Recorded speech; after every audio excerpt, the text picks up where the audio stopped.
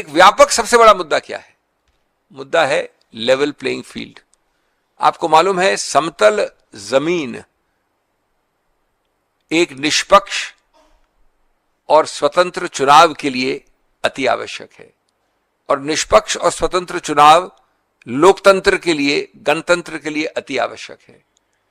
और गणतंत्र और लोकतंत्र और निष्पक्ष चुनाव और समतल जमीन इसी कारण से बेसिक स्ट्रक्चर, संविधान के मूल ढांचे का एक अभिन्न अंग बन जाते हैं।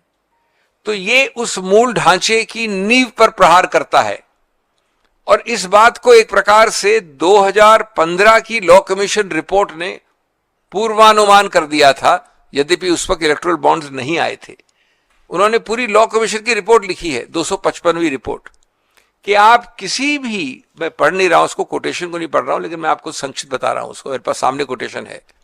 किसी रूप से येन केन प्रकारेण, तौर तरीके बदलकर, चालाकी से जहां आप रुपया ले आते हैं, तो रुपया, it is undeniable that financial superiority translates into electoral advantage, and therefore richer candidates and richer parties have a greater chance of winning elections and so on। ये सीधा हमारे गणतांत्रिक लोकतांत्रिक सिस्टम के ऊपर एक जबरदस्त प्रहार है। तो इसलिए दोस्तों, मैं अपनी बात को अंत करना चाहता हूं ये कहकर कि इलेक्टोरल बॉन्ड्स स्कीम EBS और कुछ नहीं है, सिर्फ एक्सटॉर्शनिस्ट बीजेपी स्कीम EBS, सिर्फ वही है। ये है एक नया वर्जन, एक नया जुमला उस पुराने जुमले के ऊपर, खाऊंगा भी, चुराऊंगा भी और वसूली के लिए सताऊंगा भी।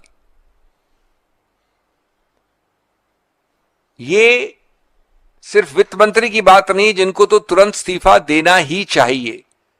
मुझे वैसे दुर्भाग्यपूर्ण रूप से इसका कोई संदेह नहीं है कि वो नहीं देंगी, लेकिन हम पार्टी की हैसियत से, देश की तरफ से पूरे पुरजोर तरीके से उनका इस्तीफा तो मांगते ही हैं। लेकिन क्या इस देश में हम लोग घास खाते हैं कि हमको पता नहीं है कि इसकी जिम्मेदारी कहां रुकती है? इसकी शुरुआत हुई जिम्मेदारी वहीं से, उसी घर से जहां इस देश के सब नंबर 1 रहते हैं, और इसका अंत भी, डायरेक्शन भी, इसकी कार्यान्वित करना भी, इसका नियंत्रण भी सिर्फ वहीं से होता है।